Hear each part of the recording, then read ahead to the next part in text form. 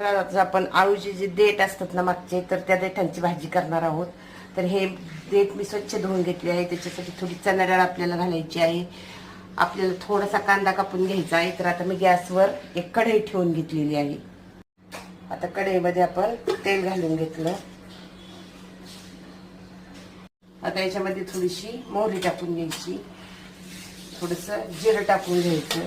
जिरं मोहरी अशी छान तडतडली की आपल्याला काय करायचंय, कांदा घालून घ्यायचा आहे त्याच्यामध्ये. तर आता आपण कांदा परतायला घालून घेऊया. कांदा आपल्याला छान असं परतून घ्यायचा आहे.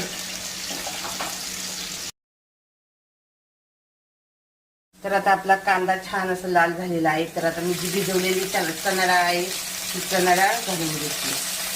आता आपली चणा डाळ घालून झालेली आहे. आता आपण चवीप्रमाणे त्याच्यामध्ये लाल तिखट घालणार आहोत. तुम्हाला हिरवी मिरची घालायची असली तर तुम्ही हिरवी मिरची पण घालू शकता. तर आता आपण हळद पण घालणार आहोत. आता हळद आणि हे घालू. आता आपण याच्यामध्ये आळूचे देठ घालून घेणार आहोत. जे आपण आळूचे देठ स्वच्छ धुवून घेतले आहेत. ते आळूचे म्हणजे आळूचा असा कुठलाही देठ भाग वाया जात नाही. तर आपण सगळ्याचा उपयोग करू शकतो. तर आता आपलं देठ टाकून झालेले आहेत. आता आपण चवीप्रमाणे त्याच्यामध्ये मीठ घालून घेणार आहोत. आता आपलं मीठ घालून झालेलं आहे.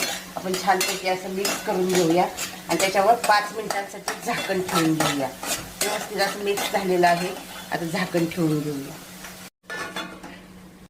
तर अशा पद्धतीने आपली आळूची भाजी तयार झालेली आहे. तुम्ही पाहू शकता आळूच्या देठांची भाजी. तर ही भाजी खायला खूप अशी चविष्ट लागते. तर अशा रीतीने आपली भाजी डब्यासाठी रेडी झालेली आहे. तर आता आपण पाहू शकतो, आता आपली डब्यासाठी भाजी रेडी झालेली आहे. तर आता आपण चपाती भाजी भाकरी असं केलेलं आहे. तर डबा झालेला आहे. आपल्याला अजून एक भाजी करायची आहे. आता आपल्या इथं नाचणीच्या भाकरी झालेल्या आहेत 2 आणि काही चपात्या झालेल्या आहेत. डब्याच्या चपात्या झालेल्या आहेत. तर तुम्ही पाहू शकता नाचणीची भाकरी किती छान अशी मी थापून नाचणीची भाकरी केलेली आहे. तर खायला अगदी चविष्ट नाचणीची भाकरी लागते. आपला डबाही रेडी झालेला आहे आणि भाकरी चपाती रेडी झालेली आहे.